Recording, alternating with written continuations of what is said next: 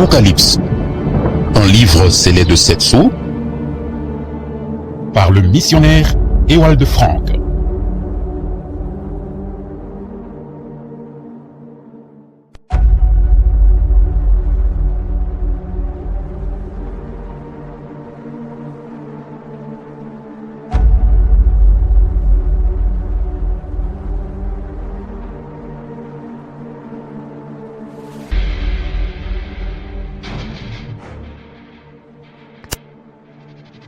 L'Apocalypse, un livre scellé de 7 sceaux, par Ewald Frank. Chapitre 22. Dernière exhortation aux croyants. Le verset 6 nous rappelle le commencement du premier chapitre, dans lequel celui qui parle et agit se présente. Et il me dit, « Ces paroles sont certaines et véritables. Et le Seigneur Dieu des esprits des prophètes a envoyé son ange pour montrer à ses esclaves les choses qui doivent arriver bientôt. » Apocalypse 22, le verset 6. Après que les diverses venues du Seigneur aient été montrées en rapport avec les conditions de leur contexte, et qu'il ait déjà été parlé du repas des noces, du millénium et du jugement dernier au trône blanc, se trouve une exhortation au dernier chapitre, verset 7. Et voici, je viens bientôt. Bienheureux celui qui garde les paroles de la prophétie de ce livre. Ceci montre que les événements annoncés et décrits ne trouvent pas leur réalisation selon la chronologie des chapitres. Le verset 7 peut être comparé avec le verset 3 du premier chapitre. La véritable béatitude, comprenant les béatitudes prononcées dans la prédication sur la montagne et dans d'autres endroits, trouvera sa pleine réalisation lors du retour de Jésus-Christ pour les véritables croyants, lesquels ont cru les paroles prophétiques de ce livre et y ont tenu ferme. Dieu demande que nous le croyions conformément à sa parole et que nous attendions ce qu'il y a promis.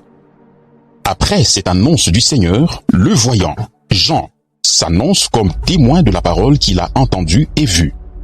C'est-à-dire qu'il a entendu et vu et qu'il a tout écrit conformément à la charge divine qui lui a été donnée.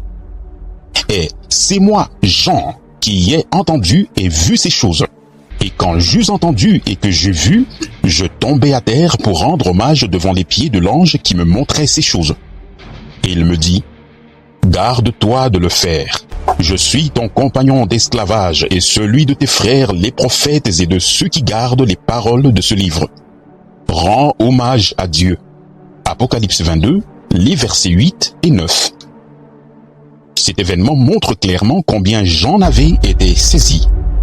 Il se trouvait dans la présence de ce messager céleste, lequel d'une part était un ange, et d'autre part, il est qualifié de compagnon d'esclavage des frères et des prophètes. Comme nous l'avons déjà fait remarquer plusieurs fois, le mot ange et le mot messager se trouvent être le même mot dans le texte originel. C'est ainsi qu'est désigné celui qui apporte un message, qu'il soit un envoyé de Dieu céleste ou terrestre.